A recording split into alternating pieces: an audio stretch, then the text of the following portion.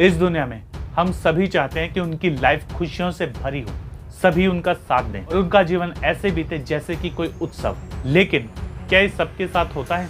बिल्कुल नहीं। तो आज मैं बताऊंगा आपको एक ऐसे इंसान के बारे में जिसके बचपन में माता पिता का देहांत हो गया था। पड़ोसियों ने कुछ समय तक उसको खाना देकर उसको पाला। जब 10-12 साल का हुआ तो वो कचरा बीनता था। 16 साल तक उसने रिक्शा चलाया, लेकिन आज वो गुजरात के सबसे बड़े व्यापारियों में से एक है।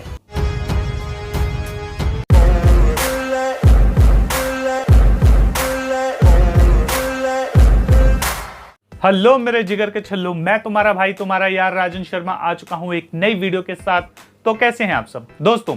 आज की इस वीडियो में हम बात करेंगे एक ऐसे बिजनेसमैन के बारे में जिसकी लाइफ ने उसे इतने थपेड़े मारे और इतने गम दिए कि उसे देखकर तुम्हें यही लगेगा कि यार मेरा गम तो कितना कम है। एक इंसान की सबसे बड़ी ताकत क्या होती है?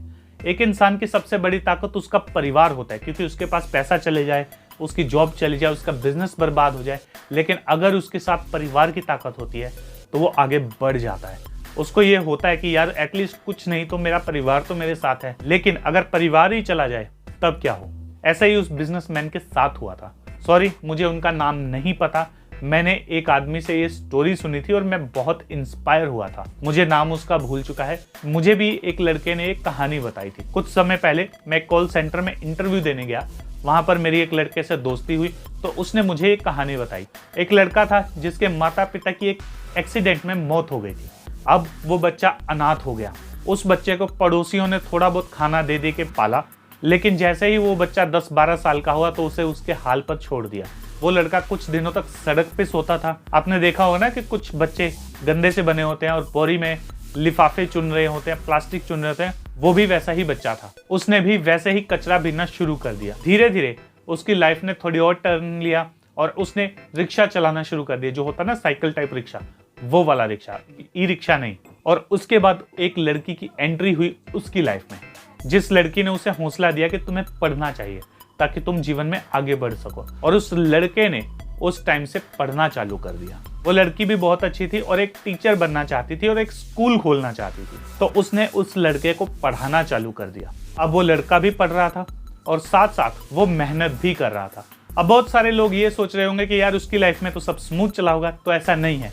25 साल से लेकर 30 साल की उम्र के अंदर वो 4 से 5 बार 10th क्लास में फेल हुआ था, लेकिन फाइनली उसने 30 साल की उम्र में 10th क्लास जो थी वो पास कर ली थी। उसके बाद उसने 12th पास की। उसके बाद दोनों लड़का लड़की ने शादी कर ली। लेकिन उस लड़के की पढ़ाई का सफर चलता रहा और कहा जाता है कि 40 साल के अंदर उस बच्चे ने, जिसको गली में छोड़ दिया गया था और सब ये कहते थे कि अब ये लड़का कुछ नहीं कर पाएगा, इसकी जिंदगी ऐसे ही बीतेगी, उसने 40 साल की उम्र में MA की।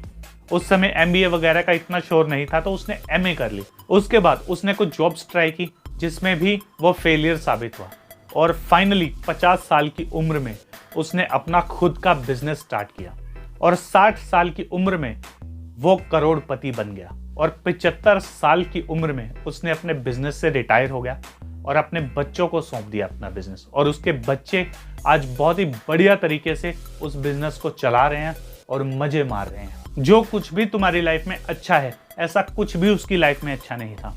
बस उसकी लाइफ में सिर्फ एक चीज अच्छी हुई और वो थी कि वो इंसान जिद्दी था। वो इंसान आगे बढ़ना चाहता था।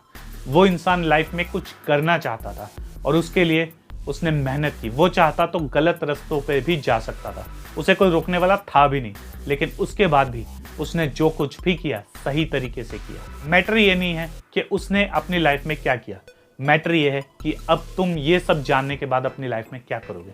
क्या तुम ऐसे ही बहाने बनाते रहोगे कि मेरी लाइफ में छोटी छोटी प्रॉब्लम्स हैं, या फिर उस आदमी की तरह अपनी प्रॉब्लम्स को अपने घुटनों के नीचे देकर अपनी लाइफ में आगे बढ़ोगे? चॉइस तुम्हारी है, लाइफ भी तुम्हारी है। तो भाई लोग, ये वीडियो अगर तुम्हें पसंद आई है तो इसे लाइक करो। टारगेट रखते हैं 15 लाइक का और इस वीडियो को ज़्यादा से ज़्यादा शेयर करो अपने दोस्तों, अपने भाइयों के साथ। और अगर तुमने अभी तक इस चैनल को सब्सक्राइब नहीं किया तो यार तुम बहुत ही गलत कर रहे हो। इस चैनल को अभी सब्सक्राइब करो और अपने दोस्तों से भी करवाओ। तो मिलते हैं अगली वीडियो के साथ, तब तक के लिए स्टे फंकी, स्टे रॉ।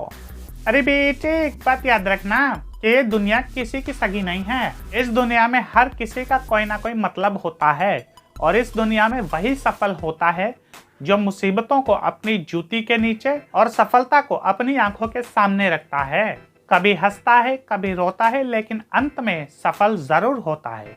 खैर, मैंने जो समझाना था समझा दिया, बाकी तुम्हारी मर्जी। अब